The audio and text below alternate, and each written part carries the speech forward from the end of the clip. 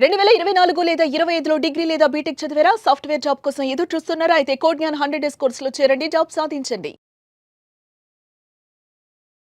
Suman TV ప్రేక్షకులకి నగరకు నమస్కారాలు. వివాహం ఎంత తొందరగా జరిగే వెసులుబాటు ఉందో, భార్యాభర్తలిద్దరూ వివాహం కంటిన్యూటీ వద్దు అనుకుంటే విడిపోవటానికి మాత్రం, అంటే డైవర్స్ రావటానికి, even mutual consent also it takes 6 months. రీసెంట్గా వచ్చిన జడ్జిమెంటు 1 year లోపల ఎంతో తీవ్రమైన కారణాలు ఉంటే తప్పించి మ్యారేజ్ అయిన 1 year లోపల డైవర్స్ వేసుకోవడానికి వెసులుబాటు లేదు అని చెప్పి తీర్పు ఇవ్వటం జరిగింది. అంటే ఒక రకంగా the spirit of section 1 year లోపలే పొరపచ్చాలు వచ్చిన దంపతుల మధ్య 1 year వరకు ఆగి డైవర్స్ వేసుకోమంటున్న ఉద్దేశం, ఈ గ్యాప్లో, అంటే letters considered as a cooling period, ఈ గ్యాప్లో ఏదైనా వీరి యొక్క ఆలోచన దృక్పథం మారి ముందుకెళ్ళే అవకాశం ఉంటుందేమోనే సదుద్దేశం. ఎందుకంటే ఏ న్యాయస్థానాలు విడిపోతాయి జంటలు అంటే వెంటనే ఎస్ అనవు, unless there are so many serious reasons. So ఈ వెసులుబాటు పెట్టడం ఒక రకంగా మంచి పరిణామం, దానికి న్యాయస్థానాలు తీర్పులు ఇవ్వటం ఇంకా మంచి పరిణామాలు. ఎందుకంటే ఇవాళ రేపట్లో మ్యారేజ్ అయిన 1 monthకే డైవర్స్ తీసుకోవాలంటాం, అలాగే ఇద్దరు విడిపోయి అమ్మాయి పాటికి అమ్మాయి వెళ్ళిపోవటం, అబ్బాయి పాటికి అబ్బాయి వెళ్ళిపోవటం, ఇలా రకరకాలుగా ఇది చేయడం జరుగుతుంది. ఇది ఎంతవరకు కరెక్టు అని కనుక మనం ఆలోచిస్తే ఒక రకంగా తప్పే. ఎందుకంటే వివాహానికి పెట్టిన ఖర్చు అనేది రీపేమెంట్ కాకుండానే చాలా సందర్భాల్లో ఈ దంపతులు డైవర్స్కి అప్లై చేయడం జరుగుతుంది. అంటే చాలామంది అడగచ్చు, సార్ మాకు సెట్ కాలేదు, 1 year లోపల విడిపోవాలంటే మేము 1 year వరకు ఆగాల్సిందేనా అని.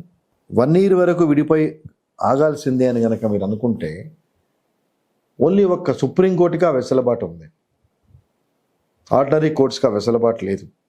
మీ ఇద్దరు కలిసి సుప్రీంకోర్టుకి అప్పీల్ చేసుకొని 1 year అయిపోయింది మ్యారేజ్ అయ్యి, కలిసి ఉండడం కష్టం, but there is a stringent section 1 year లోపల డైవర్స్కి అప్లై చేసుకోకూడదని, therefore please grant me divorce అని అడిగితే తన విచక్షణాధికారాలని ఉపయోగించుకొని సుప్రీంకోర్టు వెసులుబాటు కల్పిస్తుంది.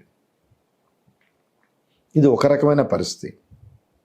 అలా కాకుండా ఈవెన్ మ్యూచువల్ కన్సెంట్ కింద వేసుకోవాలన్నా you have to file after 1 year of your marriage only, unless there are very serious conditions. So దానికి కూడా చాలా సందర్భాల్లో కోర్టు 1 year వరకు మీ పాటికి మీరు ఉండండి, still you want to go head with the separation, మీరు వెళ్ళండి అని చెప్పడం జరుగుతూ ఉంది.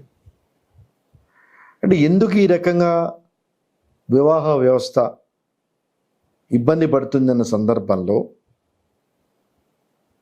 ఈ పర్టిక్యులర్ న్యాయస్థానాలు వాటి మీద పరిమితులు విధిస్తున్నాయి అంటే కుటుంబ వ్యవస్థ కంటిన్యూ అవ్వాలనే ఉద్దేశం.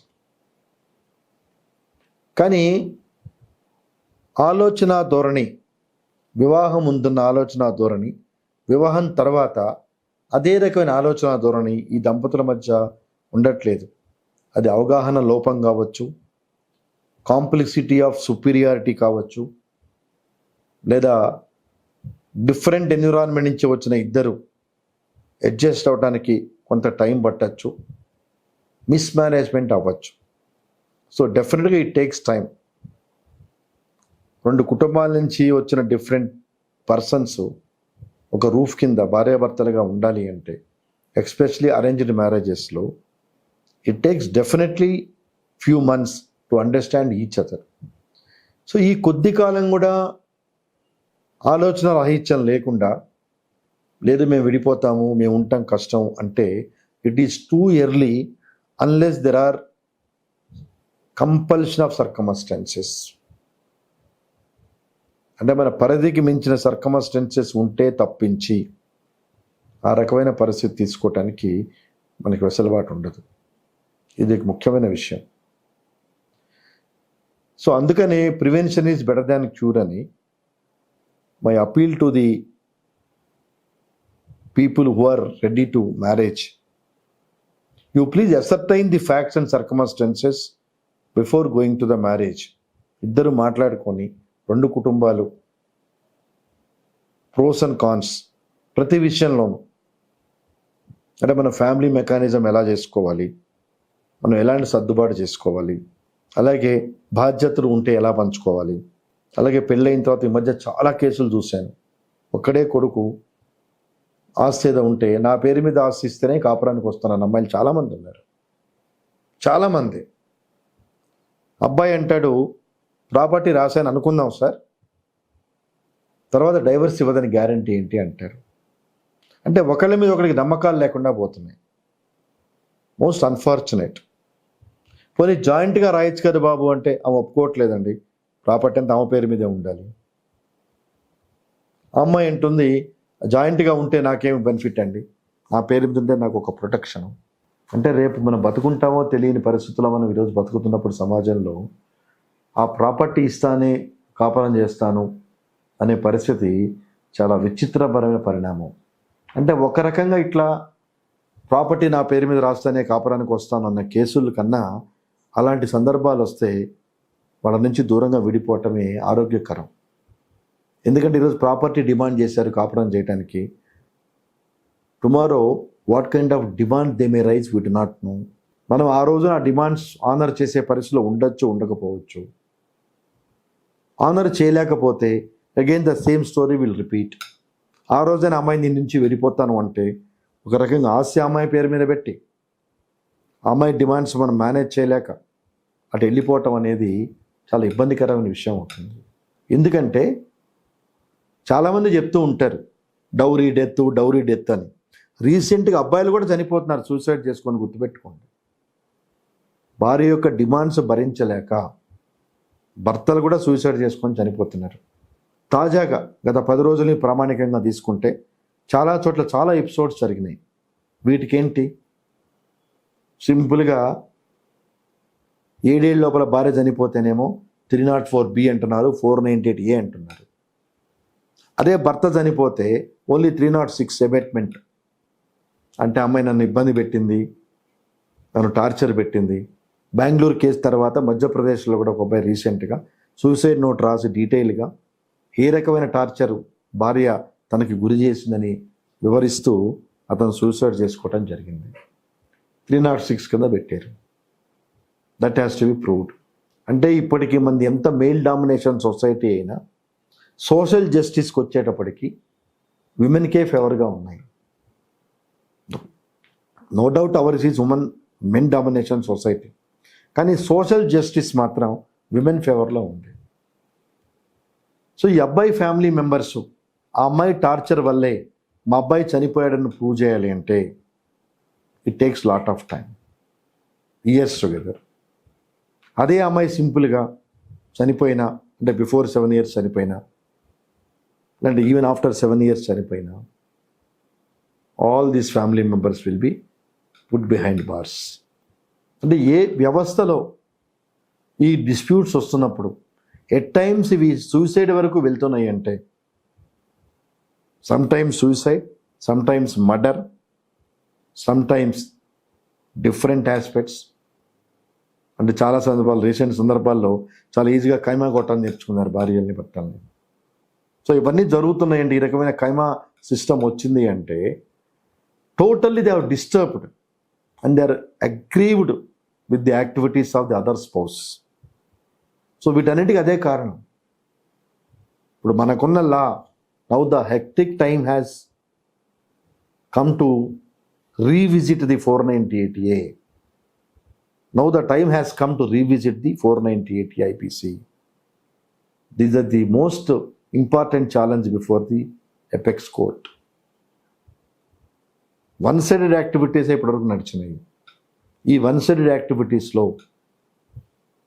ఈ 498A కంప్లైంట్ రిజిస్టర్ అయిన తర్వాత చాలామంది husbands their employment will be at stake.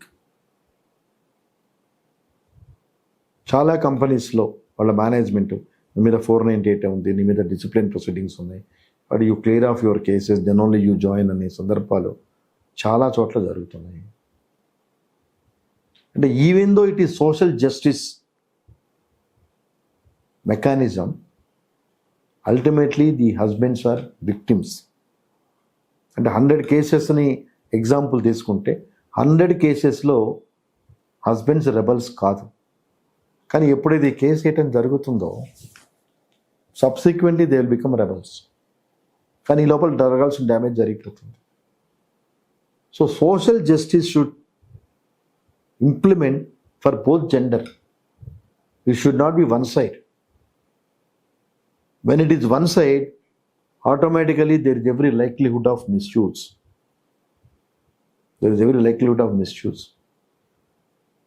So ఈ సిస్టంలో అమ్మాయి చనిపోతేనే సిచ్యువేషన్ విల్ ఫ్లోర్ అప్. కానీ చనిపోతున్న అబ్బాయిల గురించి, అంటే చనిపోతున్న భర్తల గురించి, చనిపోతాం ఇన్ ద సెన్స్ సూసైడ్ చేసుకున్న భర్తల గురించి కానీ, వాళ్ళు రాస్తున్న కొన్ని సందర్భాల సూసైడ్ నోట్ గురించి కానీ there is no debate, especially from the intellectual fraternity. అంటే లెక్కకు రాని ఇన్సిడెంట్ చాలా ఉన్నాయి. ఎప్పుడైనా మీడియా కానీ కోర్టులు కానీ కన్సిడర్ చేసేది వాళ్ళ నోటీస్కి వచ్చినవే. కన్సిడర్ రానివి చాలా ఉన్నాయి. చాలామంది చనిపోతారు, ఏదో కామ్గా వాళ్ళు కాంప్రమైజ్ చేసుకుంటారు, క్లోజ్ చేసుకుంటారు. బట్ కేసులు పెట్టినప్పుడు కూడా న్యాయ సమీక్ష is very important these kind of issues. ఇటీవల కాలంలో తరచుగా వింటున్నాం అబ్బాయిలు కూడా భార్యల హెరాస్మెంట్కి సరిపోతున్నప్పుడు. సో దీనికి కూడా సోషల్ జస్టిస్ సిస్టమ్ రావాలి.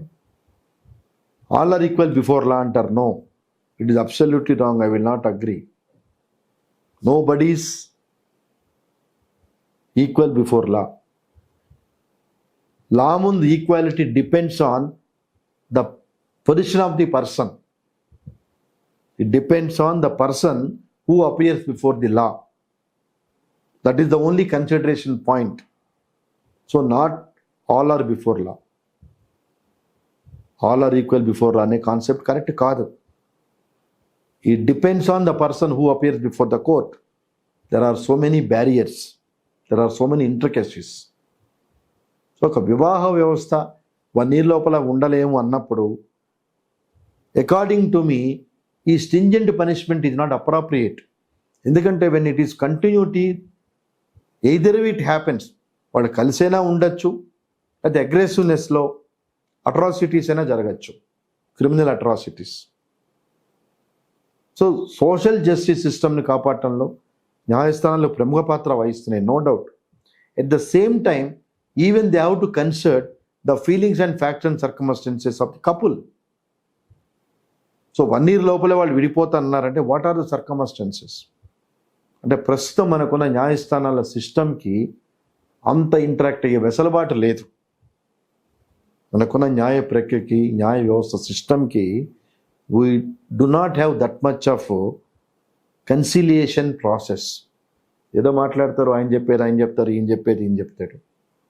మన కేసులో కన్సిలేషన్ జరిగితే అతని ఇంటి నుంచి విడిపోయాడు, he has given enough prayer information, నేను ఇంటి నుంచి వెళ్ళిపోతున్నాను, నా సామాన్ తీసుకున్న హస్బెండ్ చెప్పాడు, అన్నీ బాగానే జరిగినాయి.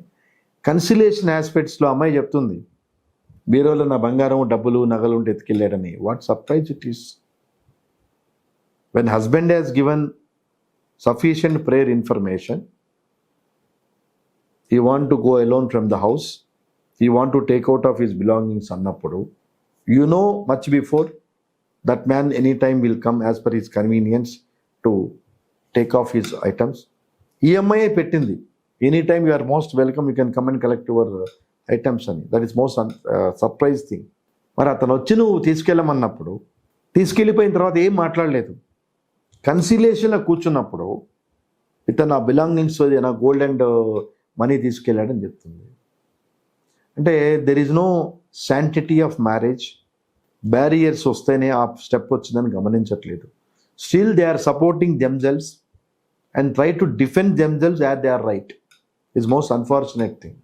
ఇప్పుడు డైవర్స్ పంపించాడు అంటే today the other spouse is not in a position to recapitulate the things.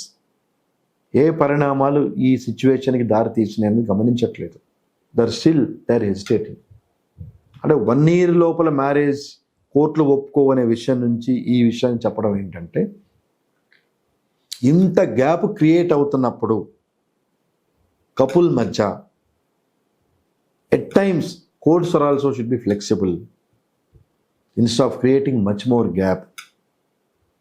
When the courts are capable enough to convince the disputes, particularly family disputes between the couple, it is always welcome. Failing which, let them live on their own fate. అదేమీ లేదు. Years together, it takes time to decide the end result either way. దానికి మనం కూడా అలవాటు పడ్డాం. కోర్టుకి వెళ్తాం, వస్తాం. What ultimately we have achieved? Nothing. So my appeal to the viewers, వీలైనంత వరకు మీకు ప్రాబ్లమ్స్ వచ్చి విడిపోవాలనుకునే సిచ్యువేషన్లో you take intervention of your elderly people, or you go for counselling, or you can go for medical counselling if requires. అంటే depends on your facts and circumstances. ఆ సిచ్యువేషన్లో మీరు వర్కౌట్ చేసి కుటుంబ వ్యవస్థ నిలబెట్టడానికి ప్రయత్నించండి తప్పితే, ఎంతో అత్యద్భుతమైన ప్రపంచ దేశాలు గర్వించదగ్గ కుటుంబ వ్యవస్థ మంది భారతదేశానికి. దీన్ని నవ్వుల పాలు కాకుండా చూడండి. అందరితో వస్తాయి డిఫరెన్స్. ఈరోజు ఉన్న భర్తతో వచ్చినాయి, డైవర్స్ తీసుకొని ఇంకొన్ని చేసుకుంటే అతనితో మంచిగా ఉంటామని గ్యారంటీ లేదు. అతను డైవర్స్ తీసుకున్నవాడే వస్తాడు. సో ఉండి తెలిసిన అంటే నోన్ డెవిల్తోనే మనం ఉండలేనప్పుడు what is the guarantee we are going to continue and happy with the unknown devil? But prevention is better than cure. So వీలైనంత వరకు వివాహ వ్యవస్థ మెయింటైన్ చేస్తున్న మన మధ్య ఉన్న పొరపచ్చాలు, మన పిల్లలు, మన కుటుంబ గౌరవాలు, మన ఉద్యోగాలు, వీటన్నిటిని పరిగణలో తీసుకొని యాజ్ ఎ లాస్ట్ రిసార్ట్, ఇవేవి మనకి వర్కౌట్ కావు అనుకున్నప్పుడే as a last resort divorce అనే దాని గురించి ఆలోచించండి తప్పితే for each and everything adjustment కాలేము, ఉండలేము అనే ఒక చిన్న పొరపచ్చాలతో కుటుంబ వ్యవస్థని పాడు చేసుకొని పిల్లలుంటే వాళ్ళ భవిష్యత్తుని ఇబ్బంది పెట్టి ఫర్దర్గా వాళ్ళ ఫ్యూచర్ని మనం ప్రాపర్గా అందించలేక మనం ఇబ్బంది పడే పరిస్థితులు తెచ్చుకోవద్దని కోరుకుంటూ నమస్కారం.